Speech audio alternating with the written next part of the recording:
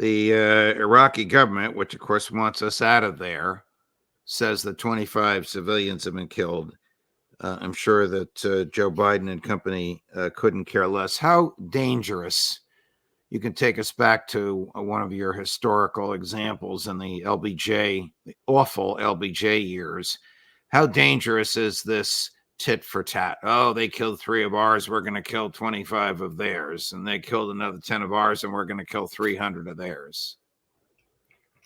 Well, Judge, it helps to have this color hair because you've been around a while, okay? Now, this is a really historic week. You're a pip, Ray. Well, your hair is going to get like mine, Judge. Oh, my hair is like yours, but somebody takes care of it once every 2 or 3 weeks. Could I have that number, please? I could use it. She's very good at what she does. Well, listen, I was involved back in the early 60s.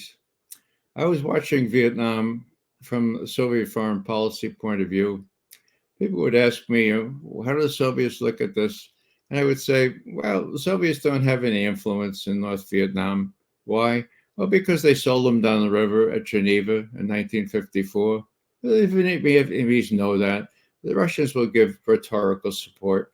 But back to the point here, on February 7th, so almost exactly, 60 years ago, right. February 7th, 1965, our base in Pleiku in the Central Highlands was attacked because the perimeter defense was left to the South Vietnamese, okay?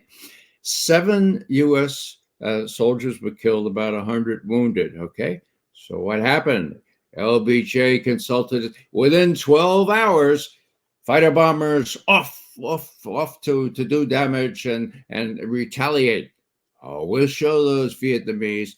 The Viet Cong, 3 days later, struck again on a seaside resort, which was then a Viet Cong strong point, and killed maybe, I forget, they killed lots of U.S. soldiers. And so that's what we did. That's how we taught a lesson to the Viet. Now, you know how this went down tit for tat.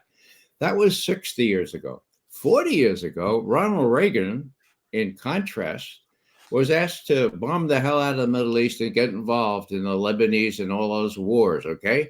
And 241 U.S. soldiers, Marines, were killed in the barracks in Beirut. That was in October 1983. He paused. He thought for several months, and then finally he said, I'm not gonna do this. This is stupid. This will get us involved with no end plan. And look, and on February 7th, 1984, he said, look, we're pulling out of there. Get those Marines the hell out of there. We'll put them on nearby aircraft carriers. But then, of course, 3 weeks later, they were taken home.